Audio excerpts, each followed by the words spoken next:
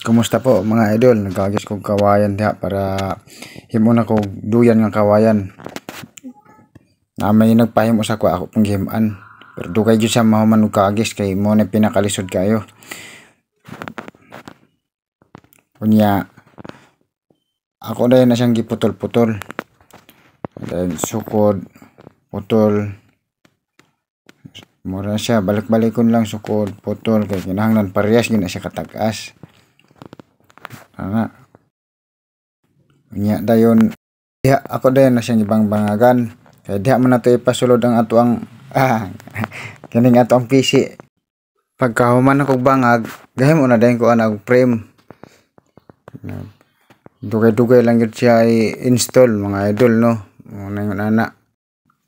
Nya ako na dayon gipang tusok-tusok to akong gipang bangag-bangagan mga idol katong kawayan nga gipang putol-putol. Ako na siyang gipang tusok-tusok. Malingaw mo kung siya nagtusok-tusok ang mga idol. Kay ang uban hugot man kayo mga idol. Muna ako na pong paluagan kay hugot man kayo bangag. Nya kinahanglan gyud siya hugot siya idol. Unang piraw gyud siya nako tudog mga idol. Libiran ako gamitan ako martilyo na para mahugot kayo siya.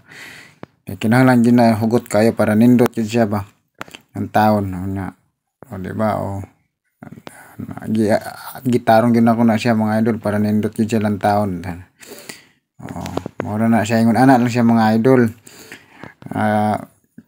Duyan unta na siya nga mga idol pero di ako manggihiman og frame unang buton siya tawag na ko ana. Nya di ay mo na ni siya mga idol.